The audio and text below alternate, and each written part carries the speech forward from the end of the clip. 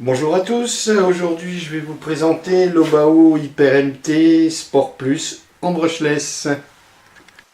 Voilà donc l'engin.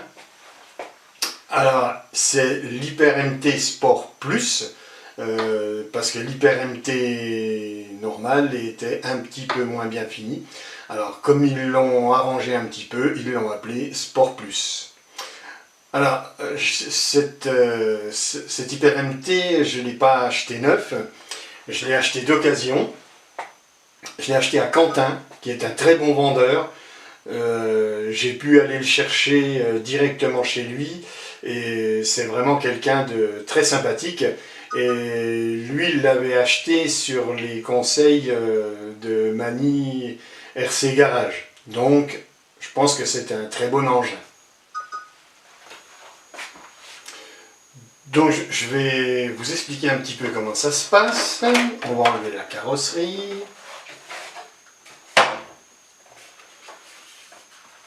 Alors sur ce MT, on va retrouver déjà des roues qui font quand même 180 de haut par 95 de large. Ça fait déjà des bonnes roues. Les pneus, je dirais qu'ils sont très bien.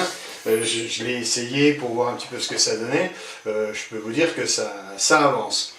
Alors, dessus, on va retrouver la boîte radio. Donc, c'est là que vous mettez votre récepteur. Le boîtier est prévu aussi bien pour le thermique que pour l'électrique. Donc, normalement, à l'intérieur, si vous l'avez en thermique, vous pouvez mettre des piles directement, il y a un boîtier pile dedans pour pouvoir vous servir du récepteur sans avoir besoin d'une petite batterie à côté. Alors, dessus, vous allez retrouver la boîte de vitesse. Alors, la boîte de vitesse, ça remplace le différentiel central avec donc le pignon moteur qui fait 16 dents, et vous avez le pignon d'attaque qui lui est en 32 dents. Alors on a aussi un slipper. Alors le slipper n'est pas monté d'origine, ce sera à vous de le monter. Le slipper il sert de fusible pour pas casser la boîte à vitesse ou les pignons. Alors ici, on a un ESC de 150 ampères. Donc avec 150 ampères, vous pouvez tourner avec en 4 ou 6S. Alors, toujours par deux batteries, c'est-à-dire deux batteries de 2S ou deux batteries de 3S, parce que les bacs, vous voyez, les bacs à batterie sont de chaque côté, et en plus, ils ne sont pas très gros, donc on ne peut pas mettre des trop grosses batteries. On peut avoir en longueur, puisqu'il y a une cale qui est dedans que vous pouvez retirer si vous avez des batteries un petit peu plus longues.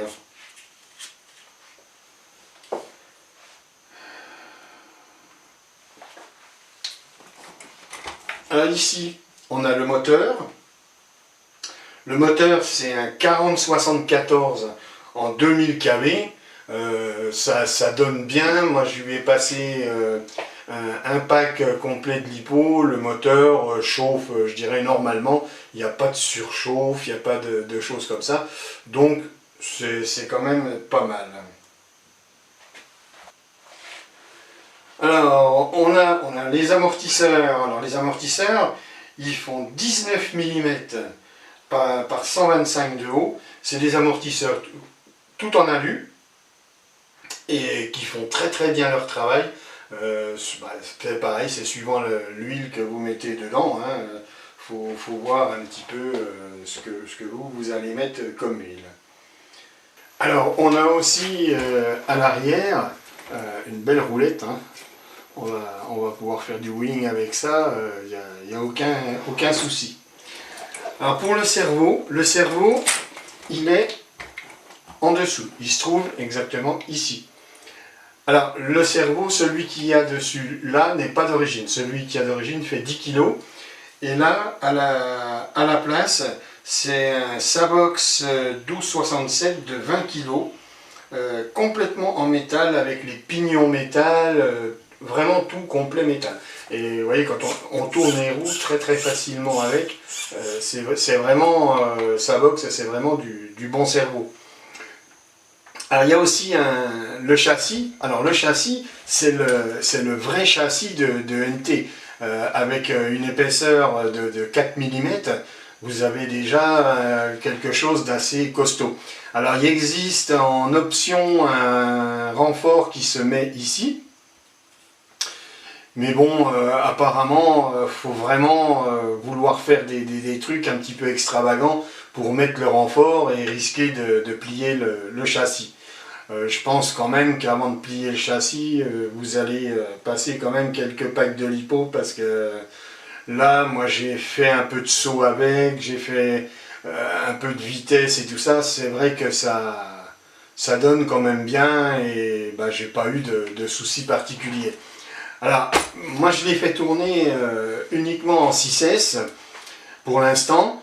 Je peux vous dire qu'en 6S, pour l'envoyer vraiment à fond, il faut quand même un sacré espace parce que là, moi je l'ai fait tourner dans la rue devant chez moi et je peux vous dire que sur 100 ou 150 mètres, vous n'êtes pas encore à fond parce que vous êtes obligé d'y aller progressivement, sinon l'engin bah, il se met tout debout et après c'est un peu plus dur pour le faire avancer.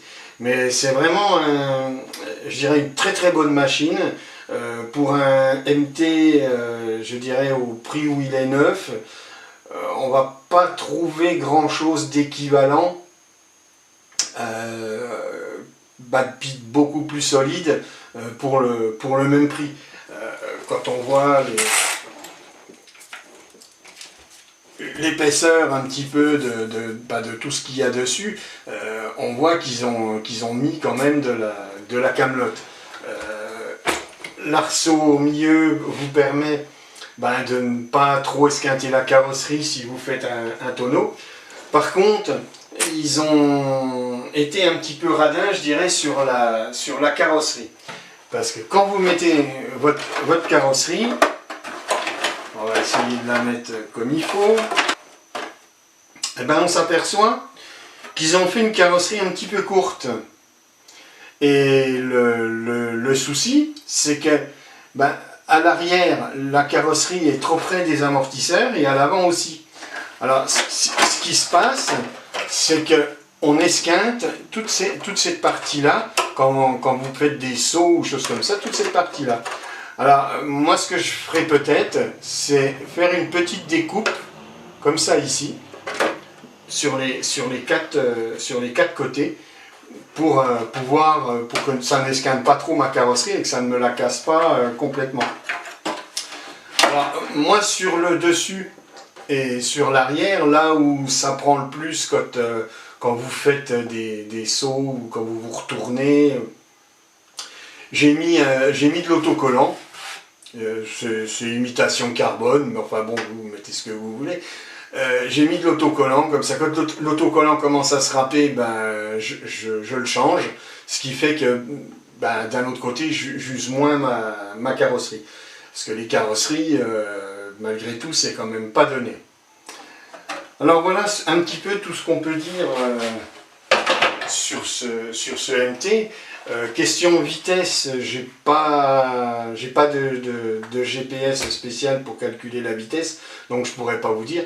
Mais à mon avis, en 6S, il va à plus de 70 km/h. C'est ce qui fait quand même une vitesse relativement élevée. On va regarder un petit peu de plus près tout l'intérieur pour que vous puissiez vous rendre compte un petit peu de tout ce qu'il y a. Et je peux vous dire que c'est quand même une bonne voiture. Vous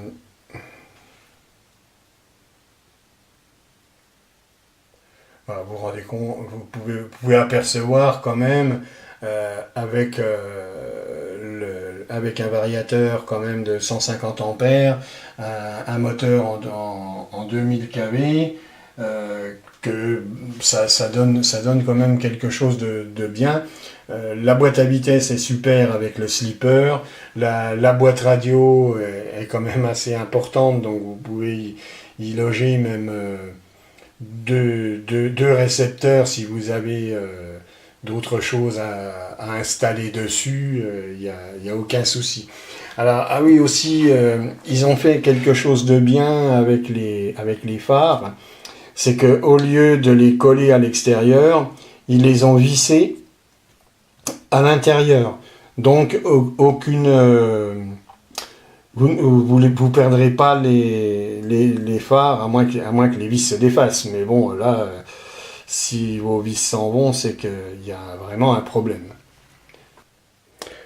On retrouve ici un petit clip qui maintient la coupelle avec le ressort pour éviter que votre coupelle ou votre ressort ne saute quand vous faites des sauts avec la voiture. Et ça, c'est très pratique. Je dirais que c'est une des rares choses qu'on ne va pas retrouver sur beaucoup d'autres voitures. Alors, vous avez les biellettes de réglage de la voiture. C'est des biellettes qui font 5 mm d'épais. Alors je pense qu'avec 5 mm d'épaisseur, avant de les tordre, on va quand même pouvoir faire quelques sauts. Et vous avez aussi alors, le cardan qui fait aussi 5 mm d'épais. Et je pense que Obao a fait quand même assez fort. Alors par contre, il faut se méfier parce que ces cardans, entre le Sport Plus et le Sport normal, les cardans sont pas les mêmes. Donc méfiez-vous quand vous commandez des pièces de bien commander pour votre Sport Plus. Sinon, vous allez vous retrouver avec des cardans qui risquent d'être un petit peu petits. Alors, vous voyez, pour la carrosserie, c'est ce que je vous expliquais. C'est que l'amortisseur touche ici. Et ce qui aurait été bien, c'est qu'il fasse la carrosserie avec 1 à 2 cm de plus de chaque côté. Mais je pense qu'ils ont été un petit peu radins sur la carrosserie. Alors moi, ce que je préconiserais, ça serait de découper ici, de découper cette partie-là sur les 4 côtés pour que ça ne touche plus et n'escanne pas la carrosserie.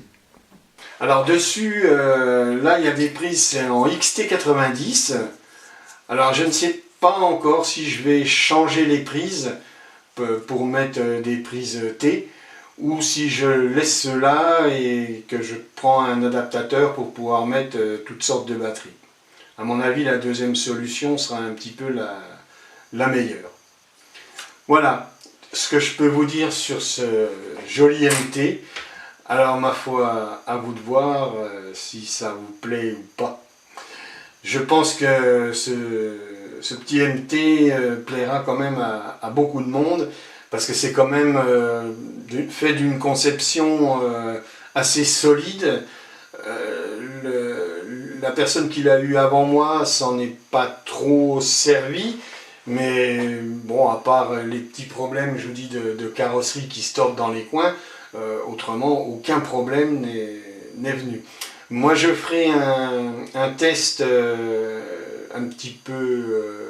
bon, moi je suis pas très amateur de grands sauts, donc on essaiera de faire quelque chose quand même d'assez constructif pour voir si ça tient le coup, et on essaiera de refaire une petite vidéo là-dessus.